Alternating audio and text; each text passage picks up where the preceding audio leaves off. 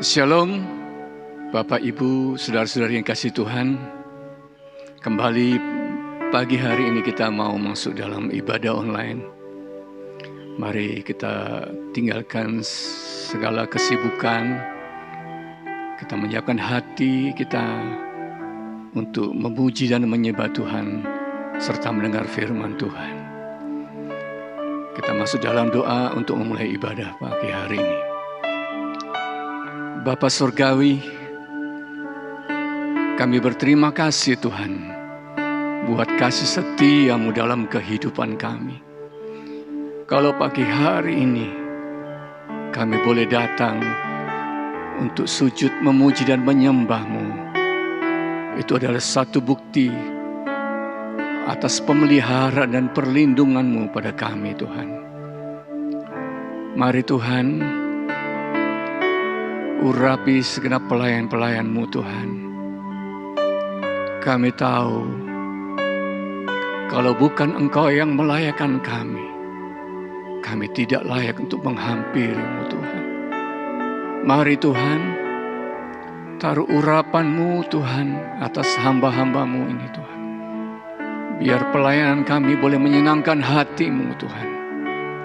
Kami serahkan ibadah kami dari awal hingga akhir hanya di dalam pimpinan daripada kuat kuasa Roh Kudus. Di dalam nama Tuhan Yesus Kristus, mempelai pria surgawi yang kami kasih.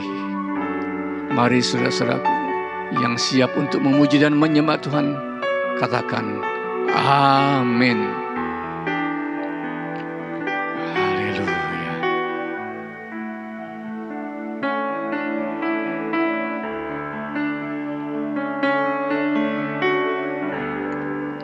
Ku tetap cinta, ku tetap cinta, walau badai datang menerpa, ku tetap cinta.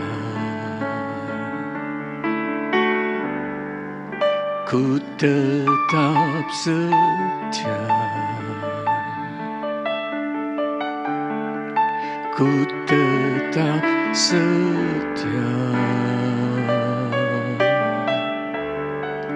walau topan datang menerpa, ku tetap setia. Terlalu banyak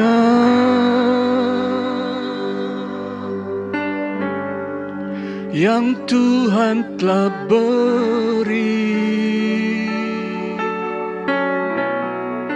takkan mungkin ku balas dari apa yang ku miliki. Persembahkan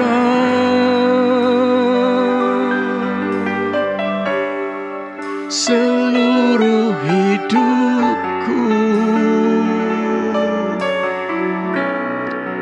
dan ku tetap cinta, biar ku tetap setia untuk selama-lamanya.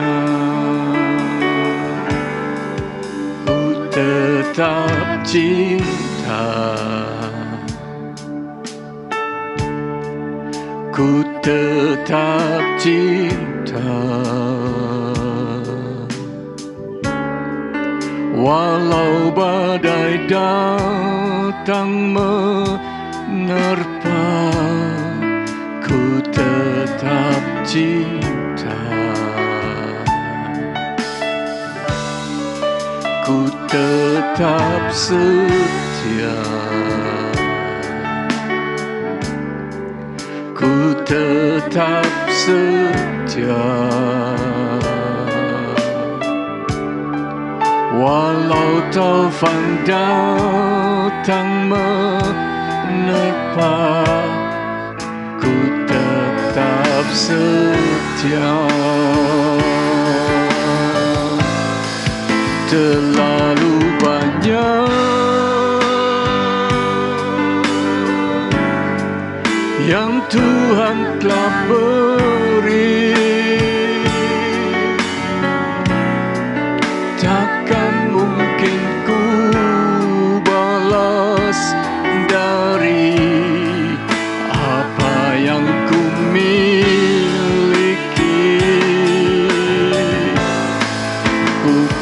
persembahkan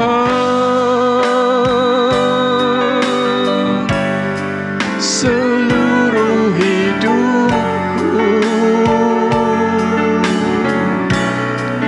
dan ku tetap cinta, biar ku tetap setia untuk selama-lamanya. Terlalu banyak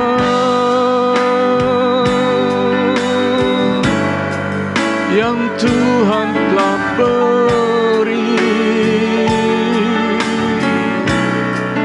takkan mungkin ku balas dari apa yang ku miliki.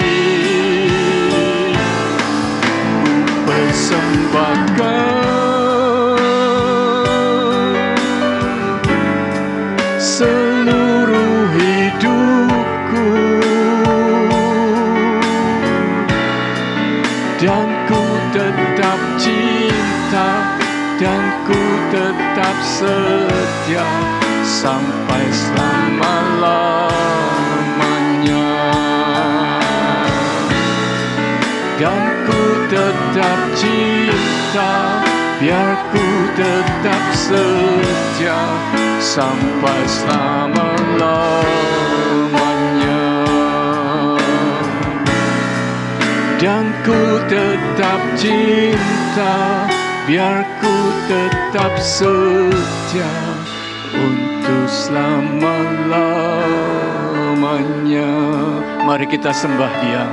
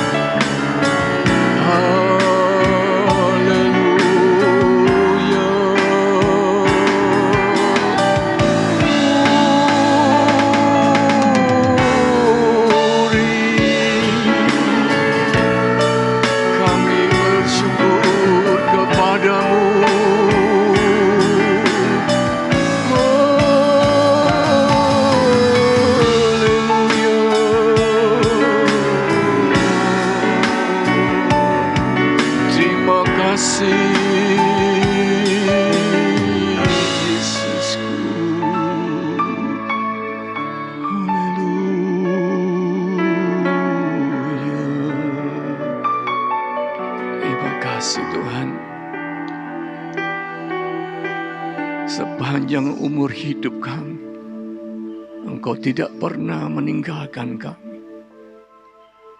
Engkau menjadi penolong dalam hidup kami. Engkau memegang tangan kami. Engkau menuntun langkah kami, Tuhan. Dan Engkaulah yang menjadi perlindungan bagi kami. Karena itu kami mau datang kepadamu, Tuhan. Kami mau setia kepadamu, Tuhan. Taruh ke dalam hati kami hati yang rindu akan Engkau, Tuhan.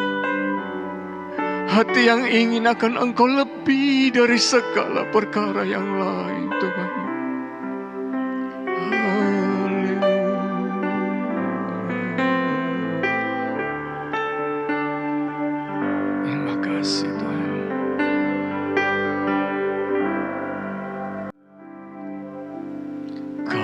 Tuhan, penolong dalam hidupku.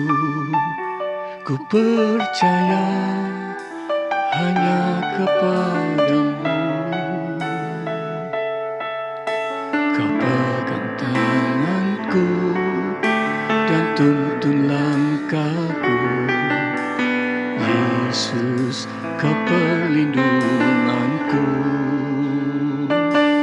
Kau Tuhan, kekuatan dalam hidupku, penolongku dalam kesesakan. Kau gunung batuku dan pertahananku. Yesus, kau kemenanganku. Yesus, padamu ku berseru, Kaulah penyelamatku. Terpujilah Kau Tuhanku. Mulut ku memuji nama-Mu sepanjang umur hidupku. Terpujilah Kau Tuhanku di atas segalanya.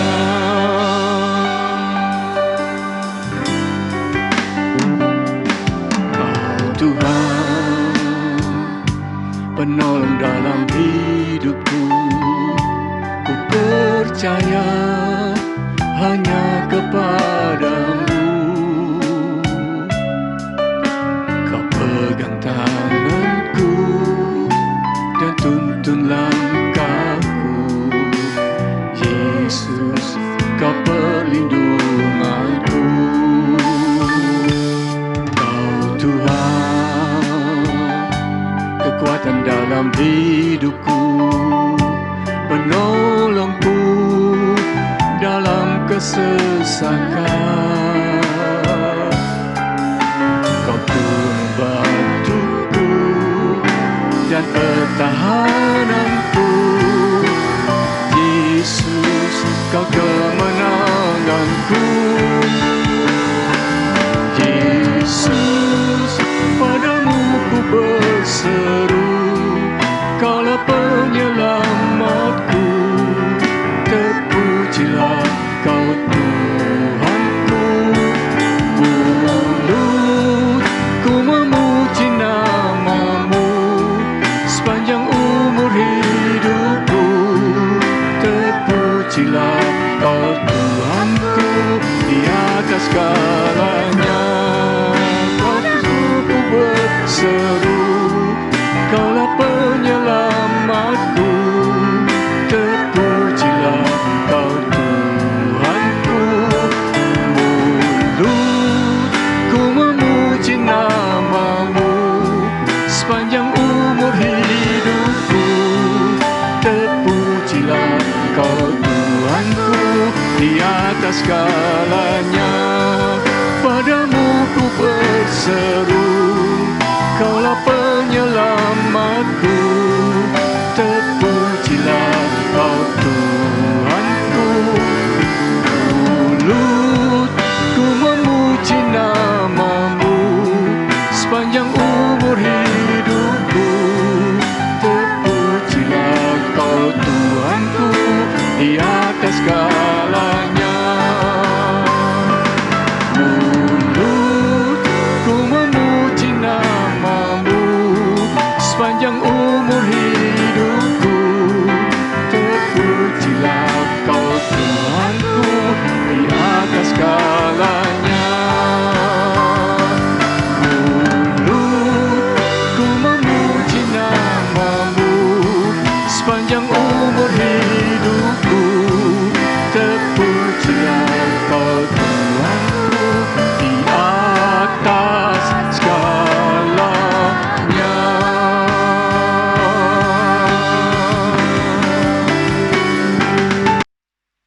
Haleluya. Shalom jemaat Tuhan dikasihi Tuhan, jemaat GPT Logos, dimanapun Anda berada, ibadah secara online. Mari kita berdoa membuka hati kita untuk menyambut firman Tuhan. Terima kasih Tuhan Yesus, Kepala gerejanya, Tuhan dan Juru Selamat, mempelai surgawi kami. Kami rindu di tengah situasi dunia yang penuh kecemasan ini. Kami ingin mendekat kepada Tuhan lewat ibadah, lewat kebenaran firman-Mu. Engkau buka hati kami Tuhan, Engkau urapi kami, Engkau kuduskan kami, untuk kami dapat mengerti dan mengimani firman-Mu. Di dalam nama Tuhan Yesus Kristus, kami sambut firman Tuhan. Haleluya. Amin. Puji nama Tuhan, pada kesempatan ibadah online, kita bersama-sama mau dengarkan suara kebenaran, suara sabdanya Tuhan. Di dunia ini banyak suara-suara yang membuat kita bingung menentukan sebuah pilihan mungkin. Membuat kita gelisah dan takut. Membuat kita menjadi stres, jenuh dan sebagainya. Tapi mari kita dengarkan firman Tuhan dalam Injil Yohanes pasal 16 ayat yang ke-33. Firman Tuhan berkata begini, semuanya itu kukatakan kepadamu, supaya kamu beroleh damai sejahtera dalam aku. Dalam dunia, kamu menderita penganiayaan atau kesusahan atau kesedihan, tetapi kuatkanlah hatimu, tabahkanlah hatimu, karena aku telah mengalahkan dunia. Puji nama Tuhan, jemaat yang dikasihi Tuhan, kita akan merenungkan sebuah fakta. Ternyata dari apa yang Tuhan Yesus firmankan ini, bahwa kita hidup dalam dunia ini, kita diliputi banyak ketakutan, kesedihan, khususnya di akhir zaman, di mana tema yang ada di surat 1 Petrus 4 ayat 7 itu mengingatkan kita, kesudahan segala sesuatu sudah dekat. Waktunya makin dekat. Nah, salah satu ciri adalah banyaknya kesusahan, banyaknya kesedihan yang melanda kehidupan manusia. Tak peduli dia kaya atau miskin. Dia orang intelek atau orang yang sederhana. Dia orang yang tinggal di daerah yang mewah atau di tempat yang kumuh. Semua pada ada kesedihan. Pengaruh dari dampak COVID-19 ini sungguh-sungguh membawa seluruh dunia dalam suasana kesedihan. Tuhan Yesus sudah menubuatkan. Dikatakan tadi dalam Yohanes 16. Semua itu sudah kukatakan kepadamu, supaya kamu beroleh damai sejahtera dalam aku. Dalam dunia kamu menderita kesedihan, kesusahan, bahkan penganiayaan. Tapi kuatkan hatimu, imanmu, tabahkan batinmu, aku telah mengalahkan dunia. Saya ambil satu pokok pikiran. Bagaimana kita mengatasi kesedihan dalam hidup ini. Rasa sedih, kesedihan yang ada dalam hati manusia, itu tidak pandang bulu. Tidak pandang status seseorang di dalam masyarakat. Setiap orang sangat mungkin mengalami kesedihan. Bahkan orang Kristen pun sering dilanda kesedihan. Nah, itu sebabnya Tuhan berkata supaya kita mengatasi, dapat mengalahkan kesedihan itu. Bagaimana caranya? Ini penting untuk kita renungkan, kita mengerti, dan kita praktekkan. Yang pertama, ayat tadi berkata, semuanya itu kukatakan kepadamu. Maksudnya, kalau Anda ingin mengatasi kesedihan, saya dan saudara di dalam satu keadaan yang susah, hati pikiran kita berbeban berat, punya kecemasan, punya problem. Yang pertama, ceritakan, katakan. Maksudnya ceritakan. Anda perlu bercerita kepada seseorang. Jangan ditanggung sendiri. Jangan dibiarkan tersimpan di batin pikiran saudara menjadi satu beban yang hanya saudara sendiri yang memikulnya seorang diri seperti begitu. Itu tidak menguntungkan. Itu justru merugikan.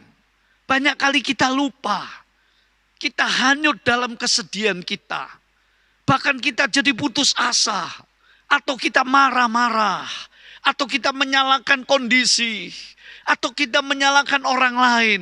Bahkan kita merasa kecewa. Berontak kepada Tuhan. Mengapa jadi begini Tuhan?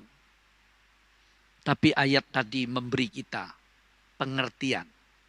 Pertama, caranya ceritakan pada orang lain beban hidupmu, peperangan batinmu, persoalan-persoalan yang berat yang saudara belum bisa mengatasi. Tetapi jangan sembarang orang Anda mau cerita masalah Anda.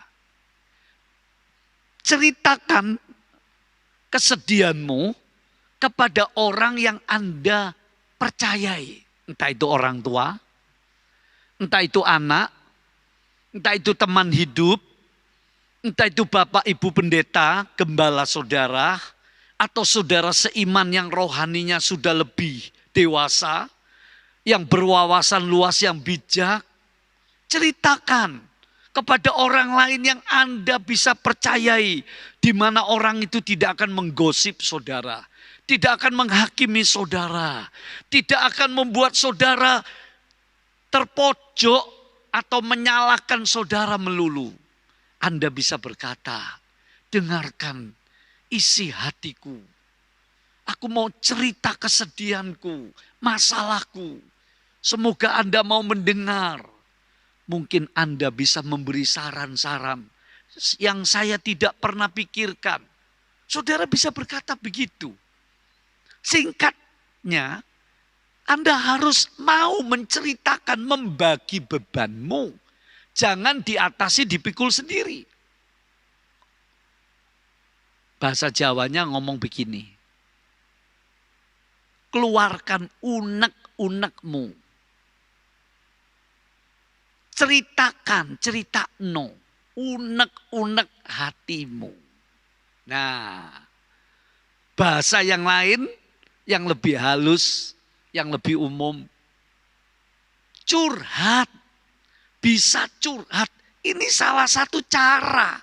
Itu sebab ayat tadi dikatakan, semuanya ini aku katakan, aku ceritakan. Walaupun maksudnya pertama ayat ini, Yesus cerita tentang kondisi-kondisi akhir zaman. Sebab dia sebut ada penganiayaan dan kesusahan, kesulitan. Tetapi kalau kita mau mengatasi kesedihan hidup kita, pertama kita harus bisa punya teman, punya sahabat, punya orang yang bisa kita percaya untuk cerita. Terlebih-lebih kita bisa cerita kepada Tuhan. Curhat kepada Tuhan. Coba Anda praktekkan nanti. Anda akan merasa bebanmu jadi ringan.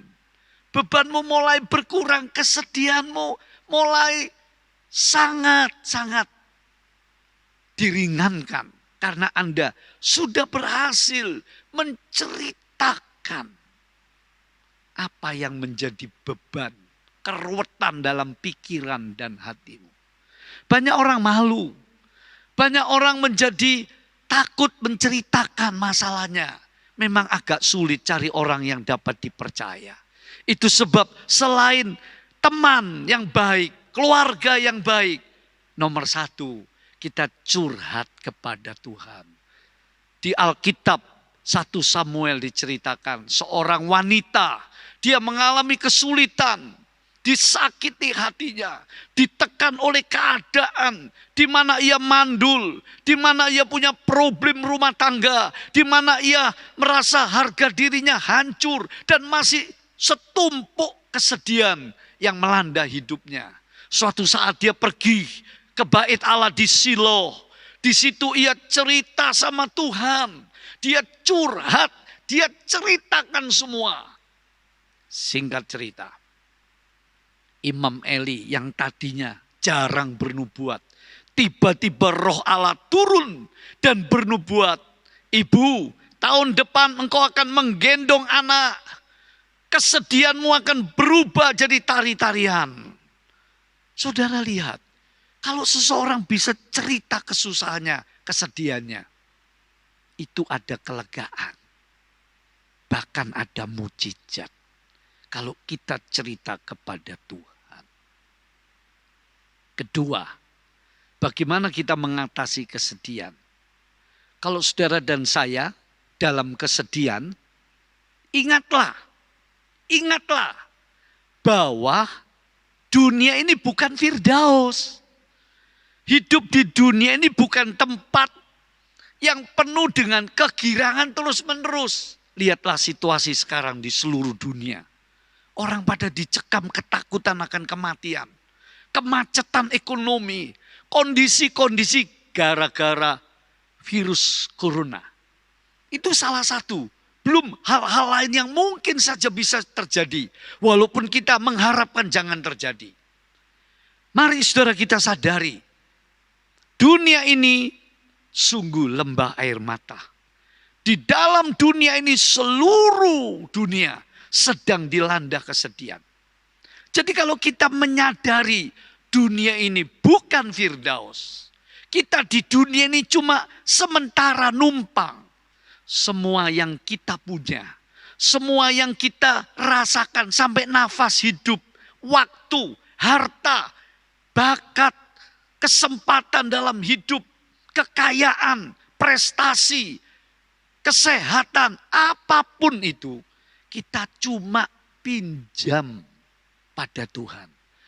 Kita cuma dipinjami oleh Tuhan.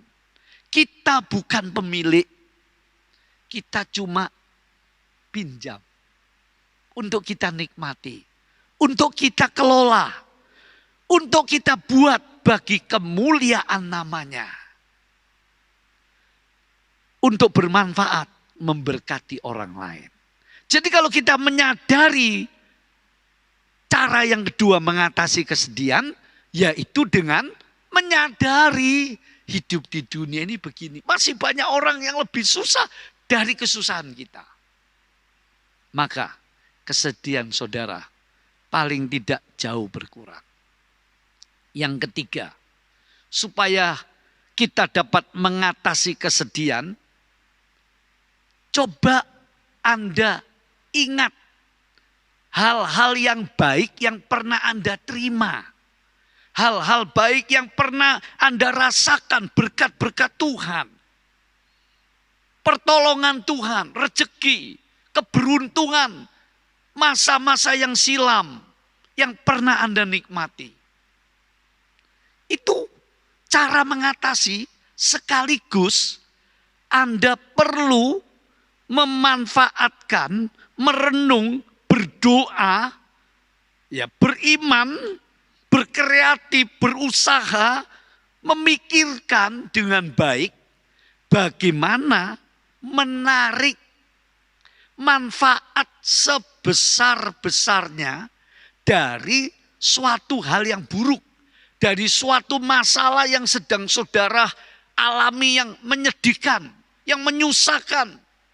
Keadaan-keadaan sulit, perekonomian kah, problem rumah tangga kah, perekonomian dalam arti sebagai pegawai, sebagai majikan, atau apapun profesi Anda. Tarik manfaatnya. Apa yang bisa aku dapat sebanyak-banyaknya dari kondisi yang sulit ini. Saudara tahu kisah dari itu pengarang sebuah cerita tentang Harry Potter. Saya tidak menganjurkan Anda untuk melihat film itu. Tapi ada satu makna di balik kisah nyata itu ditulis oleh seorang wanita yang hidupnya menyedihkan. Yang nasibnya buruk, keadaannya sudah putus asa. Singkat cerita, wanita ini mulai berkreatif. Mulai menulis, mulai mengarang sebuah cerita. Lalu lahirlah kisah yang berseri-seri Harry Potter. Dan wanita ini menjadi orang sukses di dunia. Jadi ambillah manfaat sebanyak-banyaknya dari kondisi yang menyedihkan itu. Baru yang keempat, Anda sukalah menolong orang lain. Sukalah berbuat baik.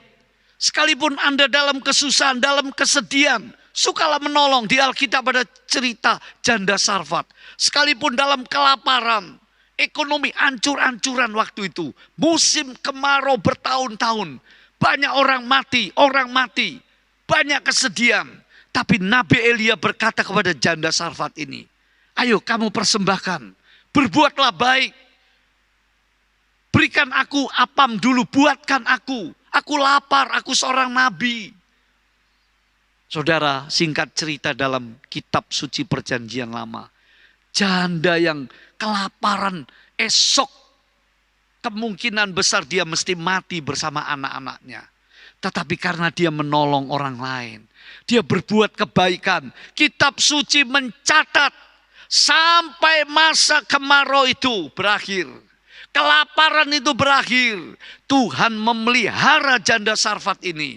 Dicukupi tepung dan minyaknya sehingga ia tetap hidup. Cara yang keempat, mengatasi kesedihan. Anda perlu ikut melayani.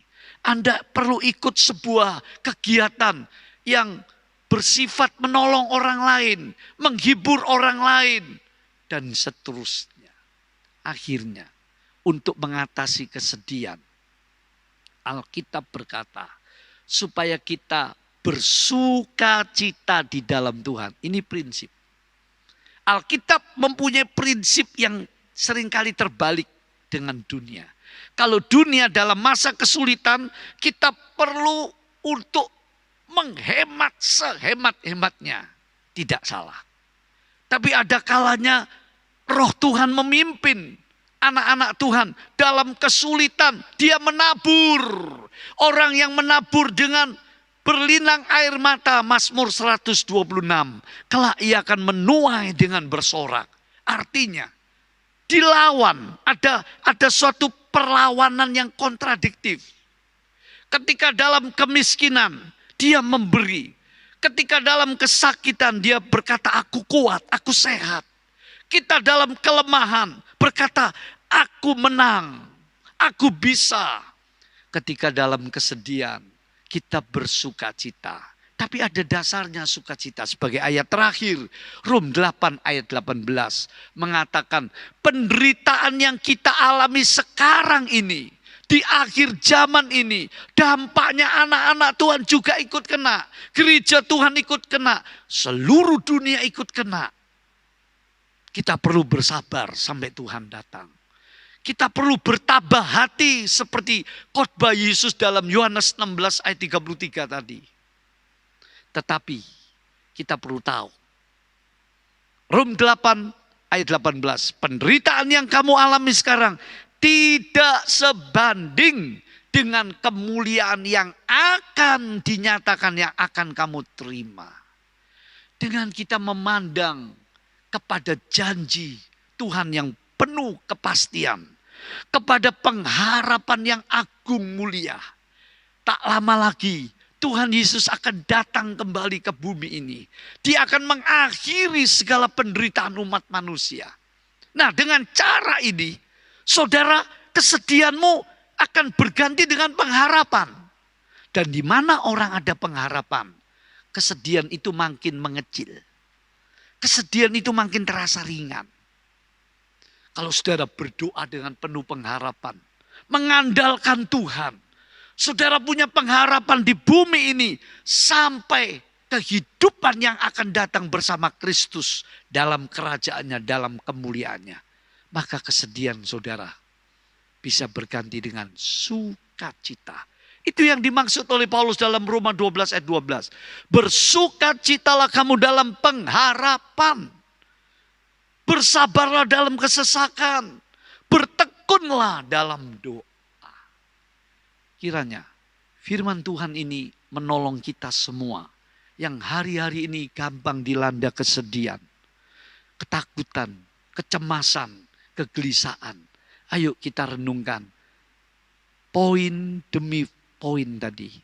Satu perkara, Tuhan berkata, aku sudah mengalahkan dunia. Artinya ada kemenangan, ada solusi, ada pertolongan. Ketika Anda sedih, lawanlah kesedihan itu. Atasi kesedihan itu dengan cara yang sudah saya uraikan itu. Mari kita berdoa. Biarlah firman-Mu Tuhan memberikan sukacita yang baru, pengharapan yang baru, sikap hati yang baru, pola pikir, pola rasa yang dibarui dari jemaat-Mu, dari setiap orang yang mendengar firman-Mu ini. Supaya kami tidak tenggelam dalam kesedihan dan ketakutan. Supaya kami dapat mengatasi kesedihan kami. Ampuni Tuhan. Seringkali dalam kesedihan kami jadi bimbang. Dalam kesedihan kami jadi marah-marah. Dalam kesedihan kami jadi putus asa. Bahkan berhenti ibadah. Berhenti melayani Tuhan. Kami menyalahkan orang lain. Kami menyalahkan orang yang harusnya kami cintai. Kami menyalahkan Tuhan bahkan. Engkau ampuni kami. Mari Tuhan Roh Kudus ajari kami untuk dapat mengalahkan, mengatasi kesedihan seperti yang Yesus khotbahkan dalam Yohanes 16 ayat 33. Kami bisa curhat kepada Tuhan. Kami boleh nyadari bahwa di dunia ini tidak ada yang kekal, semua sementara. Dunia ini bukan Firdaus. Supaya kami mau ambil bagian. Tuhan, menolong orang lain. Supaya kami punya iman bagaimana mengambil keuntungan manfaat sebanyak-banyaknya dalam situasi kesulitan kesedihan. Dan akhirnya kami bersukacita dalam pengharapan. Meteraikan firman-Mu dalam hati dan pikiran kami semua. Supaya kami dapat senantiasa bersukacita di dalam Tuhan.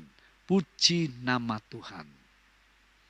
Sekarang jemaat yang dikasihi Tuhan. Terimalah berkat, kasih sayangnya, rahmatnya yang tak habis-habisnya. Penghiburan kekuatan dari Bapa, Putra dan Roh Kudus. Allah yang hidup dan esa di dalam Tuhan Yesus Kristus memberkati saudara dengan berkat rohani dari surga dan berkat jasmani atas kebutuhan hidupmu di dalam Kristus Yesus. Menyertai saudara, melindungi saudara, menjadikan saudara damai sejahtera dan menjadi berkat. Terima kasih Tuhan, segala puji hormat Engkau sudah dimuliakan oleh jemaat-Mu lewat ibadah ini. Dan jemaat, terimalah berkat ini di dalam nama Tuhan Yesus Kristus. Haleluya. Amin.